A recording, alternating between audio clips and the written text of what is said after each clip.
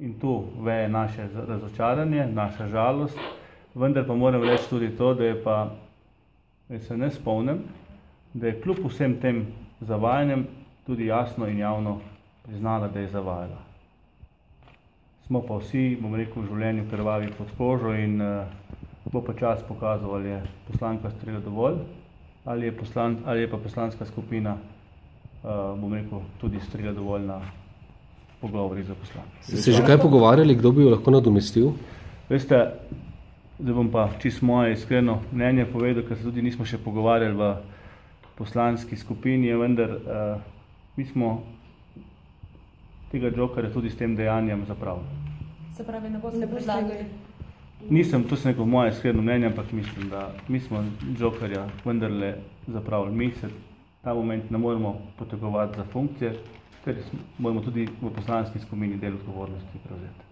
Kje bi, torej ona ostaja članica stranke, članica poslanske skupine, kje je tisti limit za vas, ko bi rekli, ne more biti več poslanka?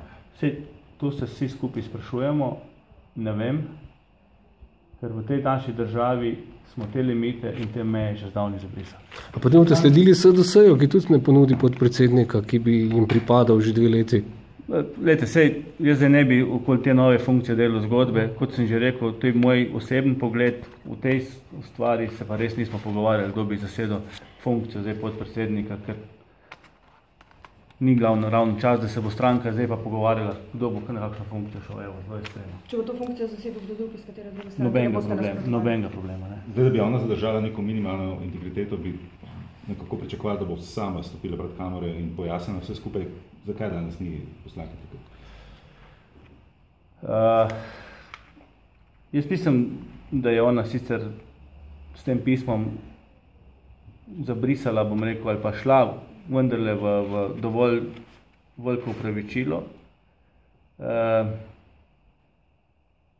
Zdaj pa, veste, politika je težek posel, težek poklic. Tudi